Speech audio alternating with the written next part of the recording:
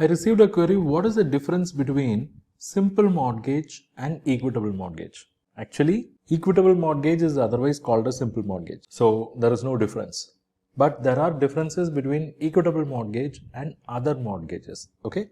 To start with, in this session, I'll take you through what is the difference between equitable mortgage and registered mortgage. So first of all, what is equitable mortgage? When I say equitable mortgage, it is a mortgage arrangement which involves delivery of document of title, delivery of document of that immovable property with an intention to create mortgage, So basically there are three conditions attached with it. Condition number one, there should be a debt. This debt can be a present debt, it can be a future debt. Number two, there should be delivery of documents. Delivery of documents, which is basically title of immovable property. And this delivery should happen to the lender or his authorized agent, and this should happen at notified center. And the third condition, already I said, this delivery should happen with an intention to create mortgage. So in the event of default, what can happen? In the event of default, the lender can take control over the property. They can enforce the sale of the property through auction mechanism. Okay. So that's about simple mortgage, otherwise called as equitable mortgage. Then what is a registered mortgage? We'll go through that as well. This registered mortgage is basically a complex arrangement. Here, whatever the mortgage you create, that should be registered with sub-registrar office. And in this mortgage arrangement, the borrower will be transferring the full ownership rights of the property to the lender. It means in the event of default, this mortgagee, that is lender, here borrower is called as mortgager and lender is called as mortgagee. And in the event of default, this mortgagee can enforce his right to sale. It means in the event of default, lender can dispose the property in any manner what they deem fit, and it means lender has more rights than a simple mortgage. Very quickly, let's look at the difference between equitable mortgage and registered mortgage. The first difference is in terms of cost that are involved. If you take equitable mortgage, there is no registration requirement. It does not involve any legal action. So what you have to do is you just have to buy stamp paper, you have to write down the memorandum of deposit, and you have to deliver the document. But if you take the registered mortgage, here you have to visit the sub-registrar's office, SRO, and you have to pay for registration. So there is going to be registration charges, and these charges can go as high as 5%. It varies state to state. Next, let's look into lender's rights. See, in case there is a default, under equitable mortgage, what the lender can do? Lender can go for auction. Lender has got the right because of equitable mortgage. So lender can go for auction, sell the property.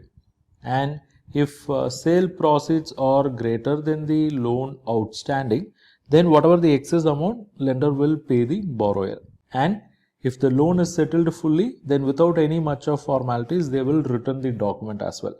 That happens in case of equitable mortgage. Whereas in case of registered mortgage, since the mortgage is registered with sub-registrar office, the lender is going to get priority, or lender will have more right over other parties. It means if there is going to be any dispute on the property, who will get the preference? It's the lender. It is registered with sub-registrar office. So if there is going to be a dispute, then ownership will get transferred to lender only. Let us also look at what are the rights of borrowers. In equitable mortgage, you don't have registration with the SRO. So if there are any dispute, whom borrower can approach? Borrower can approach CERSAI. CERSAI means Central Registry of Securitization, Asset Reconstruction and Security Interest. Whereas in case of registered mortgage, borrower's rights are more protected because that mortgage is registered with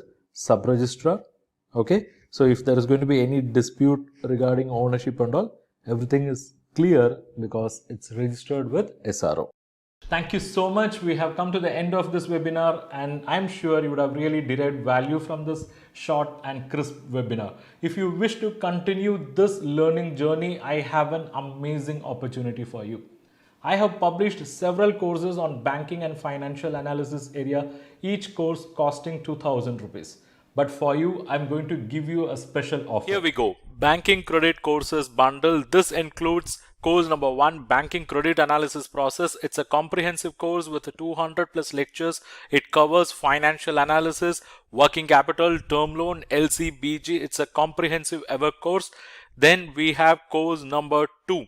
That is how to carry out financial analysis as a banker. This is going to focus exclusively on financial ratio analysis, cash flow analysis, and fund flow analysis. Then comes course number 3, how to carry out term loan appraisal and analysis as a banker. It's a comprehensive course focusing on the technical aspects around project finance and term loan. These are all the topics. Then comes course number 4, how to prepare CMA report for bank loan through 8 sections. This course will take you through entire CMA report preparation process for bank loans. Then we have course number 5, how to read balance sheet. So if you are a non-finance person, this course will give you complete insight into balance sheet, how to read them, how to interpret them, how to analyze them. Okay. Then we have course number 6, how to read CIBIL report. By taking this course, you will get a complete picture of CIBIL report reading process. Then we have course number 7, how to prepare cash budget for bank loans. This course will help you to understand the concept of cash budget, which is widely used in short-term lending like auto credit facilities, letter of credit and all. So far, I have introduced 7 courses of 1999 each. It means 7 courses of value 13,993, but you are going to get it only for 2,599, and it is not yet over. I'm going to give you some more bonus. Course number 8, collateral security is a comprehensive study. Course 9, how to carry out credit risk rating for non-trading entities. Course number 10, in this course you will learn banking credit analysis through various case studies. So now it is 10 courses of value close to 20,000, but you are going to pay only 2,599. It is not yet over. Some more bonus. Course number 11, how to read audit report. Course 12, this focuses on letter of credit, and course 13 focuses on financial analysis in very short duration.